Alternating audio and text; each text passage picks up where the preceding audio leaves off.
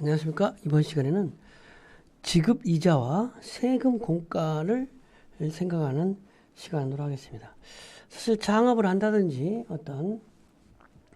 이럴 때 자기 자본이 충분하지 않기 때문에 은행 차입을 통해서 아니면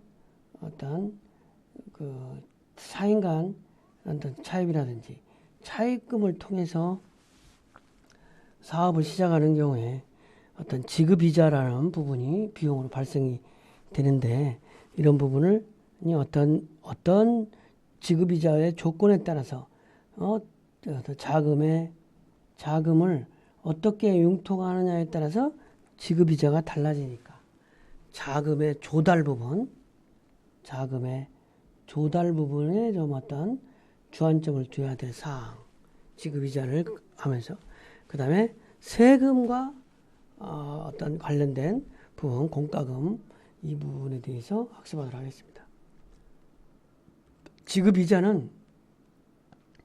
지급이자라고 하는 것은 어떤 거냐? 지급이자는 은행의 대출금에 대한 투자를 통한 대출금에 대한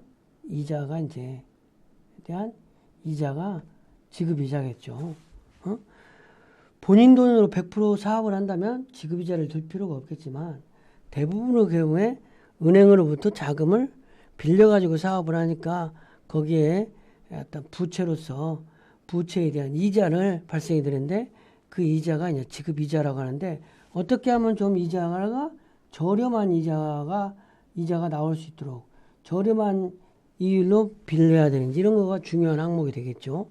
또 본인이 가지고 있는 자기 자금이 금융기관으로부터 융자를 받는데, 금융기관으로부터 받은 상환할 부채를 이자 발생 부채라고 한다. 그래서 사업 초기에는 융자금에 대한 의존도가 높고 이에 따라 이익에 영향을 미치기 때문에 사업계획서 작성하는 단계에서 지급이자를 감안해야 된다는 거죠. 물론 이제 신규 사업을 할 때 다른 대출을 받지 않고 전부 자기 자본으로만 사업을 한다면 이 지급이자에 대한 개념은 염두에 둘 필요가 없지만, 대부분의 경우에 사업을 타인 자본을 빌려서 사업을 하기 때문에 지급이자는 사업계획서상에 꼭 언급이 돼야 되는 항목이라고 할 수 있는 거예요. 그래서 지급이자를 산출할 때는 여러 가지 사항을 확인해야 되는데, 이 네 가지. 그래서 먼저 금융기관에 신청할 융자금을 얼마 정도를 빌려야 될 건가? 얼마를 빌려? 총 필요 자금이 3억인데 내 거 1억, 2억은 차입금. 아니면 1억 5천은 차입금. 얼마 빌려야 할 건가? 융자를 부족하다고 해서 다 또 은행에서만 융자 해줄 수가 없잖아요. 그렇지만 내가 총 필요 자금에 얼마나 있는지, 그래서 융자금은 얼마나 되는지, 그 다음에 상환 기간은 얼마나 할 건지, 3 내지 5년으로 할 건지, 아니면 5년으로 할 건지, 상환 기간이 이자율이 작다면 상환 기간이 긴 게 낫겠죠. 그죠? 그 다음에 금융기관에 지급할 이자율은 얼마인가? 이자율이 이제 변동금리 있고 또 고정금리가 있고 여러 가지 방법이 있다는 거죠. 이런 부분에 따라 다른데, 이거는 어떻게 할 것인지, 이거는 금융기관을 어디에 자기의 신용도에 따라서 어느 금융기관에서 불릴 수 있는지, 또 자산 상태에 따라서 이게 이자율이 좀 달라지는 경우가 있죠. 그리고 상환 방법에는 원리금 균등상환, 원금 균등상환, 만기 일시 상환 중 어떤 방법으로 상환할 것인지, 상환 방법도 채무를 갚을 방법도 구체적으로 어찌됐든 저기를 해야 된다는 거죠. 그래서 융자금 내역이 있으면 어느 은행에 얼마만큼 벌렸는지, 기관, 이자율, 상환 방식이었던 것이, 이런 거를 체크해서 해야 되겠죠. 만약에 사업을 할 때 은행으로부터 1억을 융자받고 3년에 이자율 3%라고 할 경우에 어떤 게 나오는지 그 상환표를 만들어야 된다는 거죠. 그리고 상환 계획표는 첫해 잔액으로 예상 융자 지급을 기입하고 3년 후 지급을 산출한 어떤 어떻게 되는 건지 이것들을 기록할 필요가 있다. 그래서 상환 계획표 1억을 불렀는데 회차 36회차로 해서 대출 잔금은 0원이 되겠죠. 원금, 이자, 상환금액 월별로 가지고 36개월에 걸쳐서 상환 계획을 미리 이렇게 작성해 갖고 그대로 상환을 하는 것이 어떤 합리적인 계획이라고 할 수 있겠죠. 두 번째는 이제 세금과 공가. 사실은 많은 사람들이 사업을 하게 되면은 이런 얘기를 해요. 돈 벌어가지고 세금과 공가 내고 국가에 헌신하는 거죠. 내고 자기는 하나도 남지 않는다. 자기가 남는 거는 나중에 자기 공장이 1000평이다. 그러면 5억 주고 샀다. 20년 후에 그 땅값이 30억 됐다. 25억 벌었다.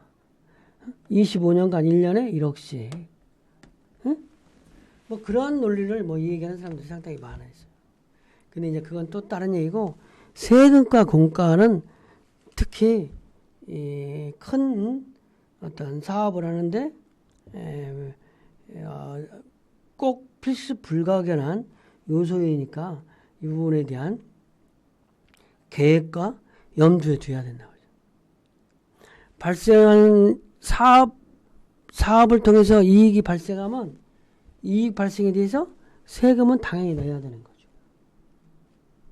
그리고 또 세금이 사실은 적지 않기 때문에 사전에 계획을 세워야 된다.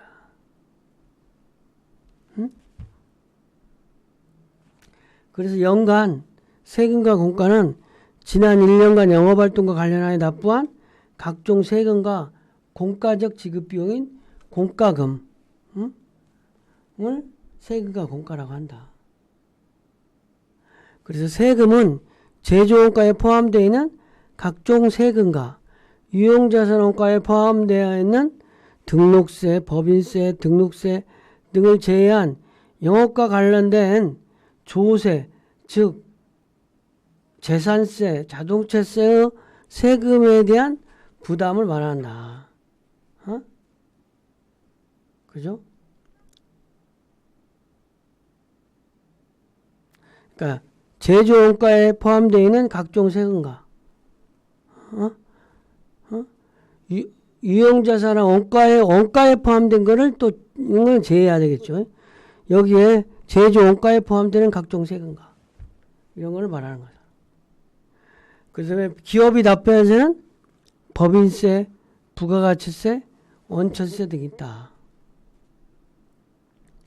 사업계획서를 작성할 때는 특히 법인세에 집중해서 산출해야 된다. 개인 자영업자는 부가가치세, 종합소득세를 내야 되고, 실제로 확정신고를 하기 위해서는 정확한 납부세액을 산출해야 되지만 기업을 시작하는 단계로 계략적인 금액만을 기입할 필요가 있겠죠.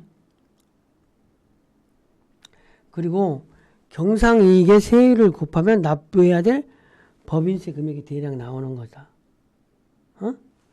경상이익이 곱하는 이유는 사업을 개시하기 전에 받을 이자나 배당금이 발생하지 않지만 지급이자가 발생되기 때문에 어찌됐든 경상이익에 경상이익이 하고 나서 세금을 내야 된다는 거죠. 그래서 과세표준별 법인세율이 달라요. 그래서 과세표준이 2억이 할 때는 10%인데 이렇게 3천억 큰 법인은 세율이 25%.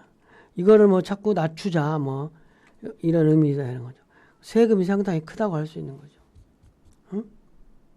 근데 이 과세 표준액이 이제 중요한데 과세 표준액은 소득 금액에서 2월 결사금이라든지 비과세 소득, 소득 공제액 이런 거를 포함해서 빼주는 거라는 거죠. 그래서 뭐 직장인도 연봉이 8천만 원이면 그 비용을 빼가지고 한 과세 표준은 한 5,500만 원 되는 거야. 그런 것처럼 기업도 과세 표준액은 좀씩 다르다는 거죠. 학습 내용을 좀 정리해요. 지급이자를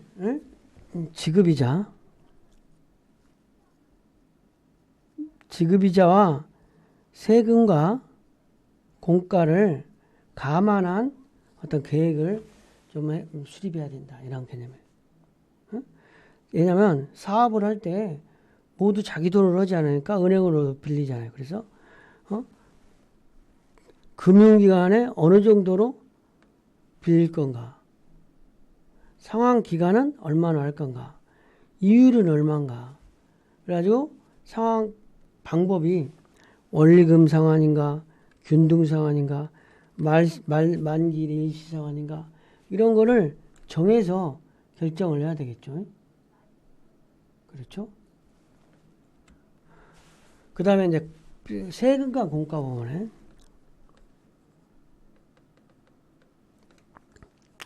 세금과 공가는 어떤 그 부가가치세 이런 것들은 법인세율이 있다는 거죠. 법인은 개인은 부가가치세 종합소득세지만 그래서 이렇게 금액 단위별로 좀 다르다. 법인세 계산하는 방법이 과세 표준액에서 산출세액이 나오면 과세 표준 곱하기 세율을 곱해서 납부세액이 나오는 거다. 일반적으로 경상이익 곱하기 법인세율을 한다. 이렇게 이해하면 되겠습니다.